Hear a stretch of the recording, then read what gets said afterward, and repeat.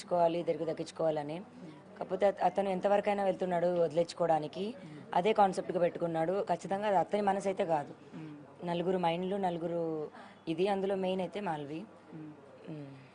అంటే మీరు ఇప్పుడు కూడా రాజ్ తరుణ్ గురించి చాలా సాఫ్ట్ కార్నర్గా మాట్లాడుతున్నారు, కానీ అతనితో మనం కదిలించినప్పుడు కానీ లావణ్య ఎలా చేసింది, లావణ్య ఇలా ఉంటుంది, లావణ్య కొంచెం మందు తాగితే ఇంకోలాగా ఉంటుంది, ఇన్ని ఆరోపణలు మీకు వ్యక్తిగతంగా మీ పైన చేస్తున్నారు. సో దానిపైన మీరు ఏం చెప్తారు? ఇప్పుడు ఎవరైనా సరే ఒక్కొక్కరు ఒక్కొక్కలా రియాక్ట్ అవుతారు కదా.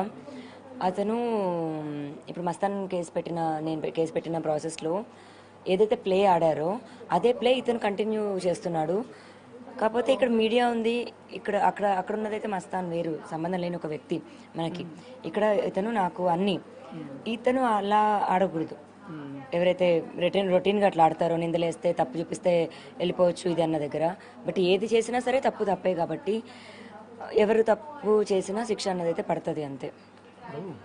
మీరు కెరీర్ స్టార్టింగ్లో తనకి సక్సెస్ రాకముందు మీరు కూడా అవకాశాల కోసం ఎదురు చూశారు, తను కూడా అవకాశాల కోసం ఎదురు చూశాడు.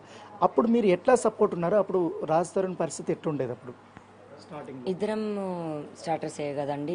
ఇంకా చెప్పాలంటే ఇంకా నేను కొంచెం హై పొజిషన్లోనే ఉన్నాను అప్పుడు తను ఉన్నప్పుడు. సో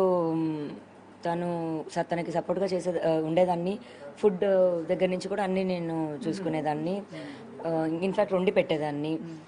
టైంకి నిజంగా మంచిగా తినేవాడు, మంచిగా పడుకునేవాడు, మంచిగా వెళ్ళేవాడు. ఎంత మంచిగా ఉన్నాడు అంటే ఒకప్పుడు తన ఫొటోస్ అవి మీరు చూస్తే అప్పుడు నేను మంచిదని అనేదాన్ని, నేనున్నాను అని ఎవరికి తెలియకపోవచ్చు. బట్ నేను ఒక చిన్నపిల్లని చూసుకున్నట్టే చూసుకున్నాను వాడిని.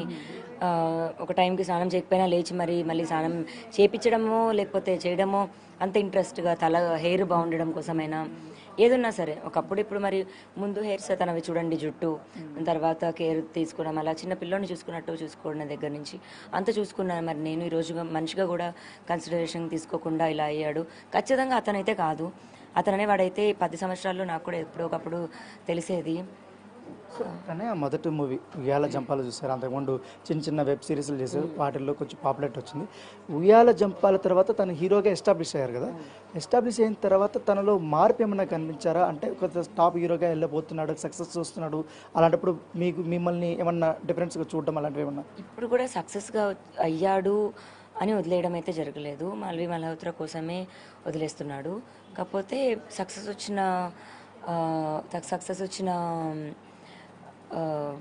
సక్సెస్ నుంచి వచ్చిన కాంటాక్ట్స్ని యూజ్ చేసుకొని వదిలేయడానికి ట్రై చేస్తున్నాడు. కానీ సక్సెస్ వల్లే వదిలేసే మనిషి అయితే మరి కుమారి 21F అన్నది తన లైఫ్లో పెద్ద సక్సెస్ కదా.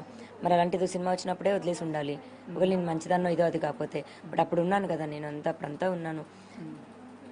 అంటే ఇప్పుడు సడన్గా ఈ 10 ఏళ్ళ నుంచి కూడా అతను చాలా సినిమాలు చేశాడు, ఎక్కడ కూడా ఒక హీరోయిన్ గురించి కూడా ఎప్పుడు ఎటువంటి రాలేదు. కాకపోతే 2-3 సార్లు మీడియాలో మాత్రం డ్రగ్స్ సంబంధించిన దాంట్లో పేరు అతనిది వచ్చింది. అప్పుడు నిజంగానే అతను పేరు వచ్చినప్పుడు మీకు ఏమనిపించింది? ఎందుకంటే రాజ్ తరుణ్ నిజంగానే డ్రగ్స్ తీసుకుంటాడు అనేది పెద్ద మీడియాలో కూడా వచ్చింది కదా. అప్పుడు ఎట్లా అనిపించింది? రాజ్ తరుణ్కి డ్రగ్స్ అన్నది అలవాటు లేదండి. నేను అది తన కోపంతో ఇలా అబద్ధం చెప్పాల్సిన అవసరం అయితే లేదు. లేనిది ఇప్పుడు నా కోసం నేను ఏదో చెప్తే అది కూడా నాకు ఒక పాపం కిందకే కన్సిడరేషన్ పడుతుంది.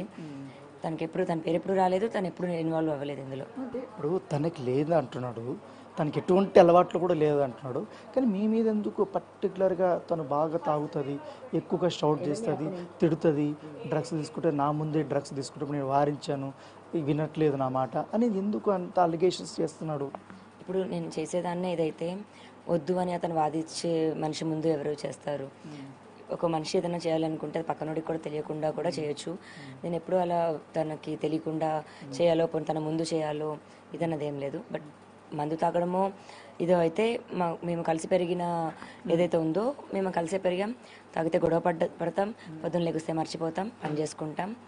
మా జీవితంలోనే అలాగే ఉండేది. మామూలు గొడవలు పడినప్పుడు మళ్ళీ కలిసిపోయేటల్లా అండి. ఎందుకు జరగవు? అందరి ఇళ్ళలో జరిగినట్టే జరుగుతాయి. అందరి ఇళ్ళలో తిట్టుకున్నట్టే తిట్టుకునే వాళ్ళం. పర్టికులర్గా ఆ రోజు అలా బూతులు తిట్టడానికి కారణమైతే అవును, పర్టికులర్గా నిన్న ఒక ఆడియో బాగా వైరల్ అవుతుంది అన్ని ఛానల్స్లో వీటి గురించి. ఎందుకంటే లావణ్య బాగా తిట్టేస్తుంది, బాగా అతని మీద అరుస్తుంది, చాలా బూతులు తిడుతుంది అనేది ఉంటుంది. ఏంటి ఆ ఆడియోకి ముందు అసలు ఏం జరిగింది? ఆ ఆడియో వెనకాల ఉన్నటువంటి నిజం ఏంటి? అది 3 days నుంచి జరుగుతున్న గొడవ.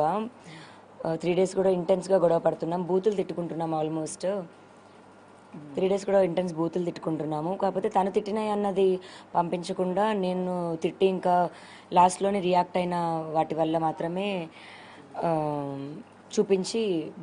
చూపిస్తున్నాడు. అవునా?